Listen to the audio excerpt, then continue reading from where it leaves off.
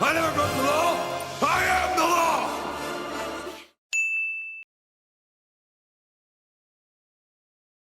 Maintenant qu'on a vu ensemble dans les vidéos précédentes le contexte de rédaction, les modèles sur lesquels vous allez travailler, vous allez enfin rédiger votre contrat. Pour rédiger votre contrat, vous allez vite vous rendre compte que, et notamment dans les modèles que vous allez revoir de vos collègues, de votre cabinet, de Dalloz, de toutes les bases juridiques, que la structure est quasiment toujours la même, ou en tout cas qu'on va s'attendre à avoir toujours la même structure par contrat nommé. De façon générale, vous allez toujours avoir un exposé, les parties qui sont présentées, et ensuite l'objet du contrat qui va être défini, les obligations réciproques des parties, et ensuite les clauses un peu balais,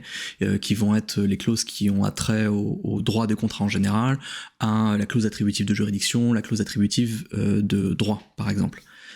Dans ce contexte-là, une fois que vous allez de toute façon retrouver toujours cette même base, l'élément central et qui devrait vous aider à pouvoir organiser toutes ces clauses-là qui vont suivre par la suite, c'est d'avoir l'exposé le plus clair possible. Une fois que dans votre exposé, vous avez pu établir les différentes parties et la raison pour laquelle le contrat est devenu nécessaire et elle s'accorde sur un contrat particulier, vous allez pouvoir en principe dérouler beaucoup plus simplement l'organisation des différentes obligations réciproques au terme du contrat.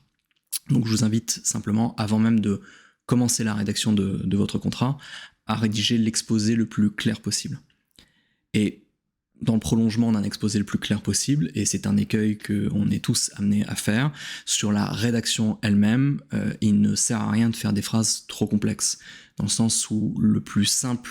la plus simple des idées, une idée par phrase, vous servira beaucoup plus que d'essayer de développer des phrases à rallonge qui sont assez compliquées à lire ou qui vont même vous compliquer la vie dans la rédaction.